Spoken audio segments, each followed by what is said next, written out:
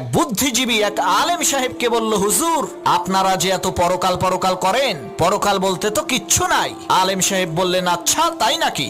বুদ্ধিজীবী বলল, হ্যাঁ। তখন আলেম সাহেব বললেন, আচ্ছা আমি যদি এখন বলি আপনার ব্লাড ক্যান্সার হয়েছে, আপনি কি বিশ্বাস করবেন? তখন বুদ্ধিজীবী বলল, আমারে কি পাগলে কামড়াইছে নাকি এই ফালতু কথা বিশ্বাস করব?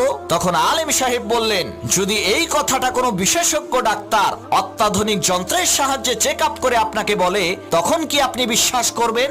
বুদ্ধিজীবী বলল, অবশ্যই বিশ্বাস করব। তখন আলেম সাহেব বললেন, আপনি ডাক্তারের কথা বিশ্বাস করবেন কারণ সে শরীরের বিশেষজ্ঞ, মানুষের দেহ সম্পর্কে সে ভালো জানে। তাহলে আলেমদের কথা বিশ্বাস করেন না কেন? তারাও তো আসমানি কিতাবের বিশেষজ্ঞ। কোরআন হাদিসের মাধ্যমে তারা পরীক্ষা করে বলেন যে পরকাল আছে, মৃত্যুর পরে আর একটা জীবন আছে, জান্নাত আছে, জাহান্নাম আছে। তখন বুদ্ধিজীবী তার বুদ্ধি খাটাইয়া বলল, হুজুর আপনি ঠিকই বলছেন, আপনার কথা সত্য, পরকাল আছে।